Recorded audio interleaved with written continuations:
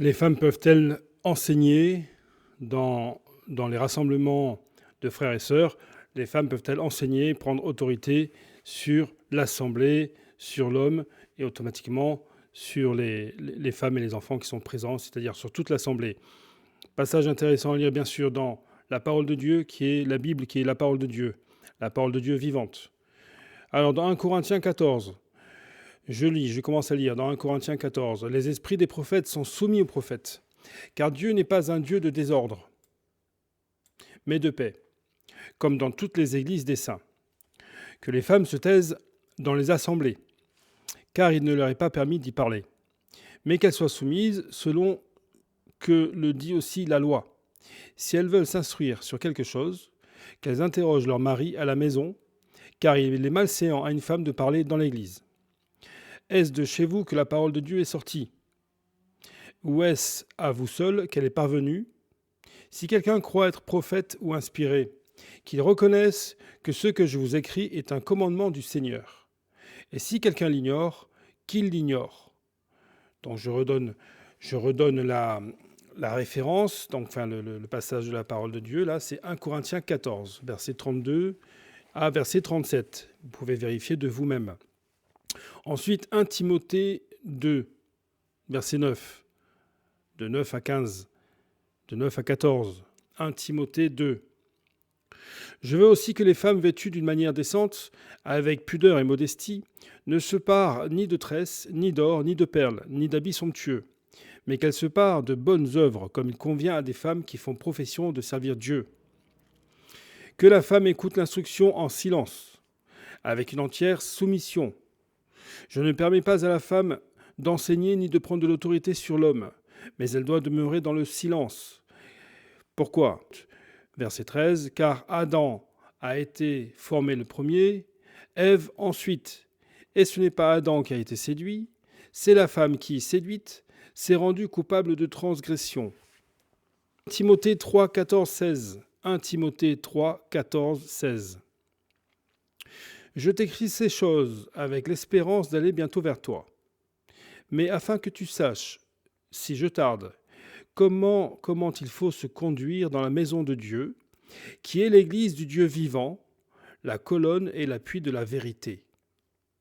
Et enfin, 1 Corinthiens 11, verset 16, si quelqu'un se plaît à contester, nous n'avons pas cette habitude non plus que les églises de Dieu. Donc là, de 1 Corinthiens, vous verrez que 1 Corinthiens 11, verset 16, il parle de la femme qui porte un voile, qui est voilée dans l'assemblée. D'accord? Quand la femme est dans l'assemblée et qu'elle prie, ne serait-ce qu'en silence, bien sûr, elle doit être voilée. Bon, ça, on le reprendra plus tard avec l'histoire des cheveux longs. Il y a tout un mélange qui se fait, on le reprendra plus tard.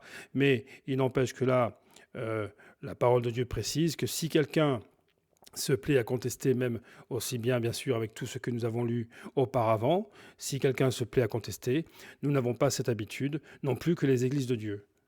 Donc, quelques passages intéressants, là dans 1 Corinthiens 14, je reprends. Dieu, il précise au verset 33, 1 Corinthiens 14, 33, Dieu n'est pas un Dieu de désordre, mais de paix. Donc, ce que j'ai surligné là, c'est dans les assemblées. C'est-à-dire qu'à partir du moment où, si on se réunit le samedi ou le dimanche matin, enfin quand vous voulez, mais à partir du moment où on se réunit ensemble, dans l'assemblée, il est écrit que les femmes se taisent, car il ne leur est pas permis d'y parler. OK ? Alors ensuite, intéressant aussi, mais qu'elles soient soumises. Quand on dit que la femme est soumise, dans l'assemblée, les sœurs sont soumises, c'est quelle soumission? C'est une soumission à Dieu, une soumission à Dieu le Père. Quand une sœur a ce désir de plaire à notre Seigneur de gloire, de le suivre et d'obéir à ses commandements et à sa parole, elle va automatiquement se soumettre à la volonté de Dieu et automatiquement à l'autorité qui revient, l'autorité de la parole dans les assemblées, l'autorité qui revient aux hommes, aux frères. Ce qui est intéressant de souligner, c'est que les femmes sont soumises à Dieu, premièrement, et ensuite il y a l'ordre divin. Dieu le Père, notre Seigneur de gloire, Yeshua Mashiach, Jésus-Christ, d'accord? Bien sûr, le Saint-Esprit qui doit toujours qui doit toujours conduire les rassemblements, hein, louange, adoration, exhortation, lecture de la parole, enfin bref, tout ce que nous pouvons faire dans l'assemblée. Et ensuite l'homme, la femme et automatiquement les enfants, bien sûr la famille, hein, la famille homme-femme. Est-ce de chez vous que la parole de Dieu est sortie? Donc, est-ce que, en gros, moi, je le comprends comme ça, mais est-ce que vous allez contester? Est-ce que vous pouvez contester ce que la parole de Dieu vous enseigne? Là, Paul, bien sûr, parle avec autorité, conduit par l'Esprit de Dieu. Donc, est-ce de chez vous que la parole de Dieu est sortie? Est-ce que c'est vous qui allez expliquer, qui allez dire comment il faut faire, comment il faut se comporter dans l'Assemblée? 1 Timothée 2, 9 à 15, 9 à 14. Que la femme écoute l'instruction en silence avec une entière soumission. On en revient à la soumission de Dieu, d'accord? La soumission à Dieu. Pas la soumission de Dieu, la soumission à Dieu, d'accord? Je ne permets pas à la femme d'enseigner ni de prendre de l'autorité sur l'homme. À partir du moment, s'il y a une assemblée avec une quarantaine de sœurs et un frère, exemple, la femme ne peut pas se lever, ni pour la présidence, ni pour prendre la parole. Quand elles, entre guillemets, conduisent la louange, hein, parce que bon, c'est un peu à la mode de partout dans les assemblées évangéliques chrétiennes, quand elles dirigent la louange, c'est pareil. N'essayons pas d'enseigner avec des passages de la parole de Dieu. Ok ? Donc je ne permets pas à la femme d'enseigner ni de prendre de l'autorité sur l'homme, mais elle doit demeurer dans le silence. Un silence toujours dans la présence du Seigneur par le Saint-Esprit.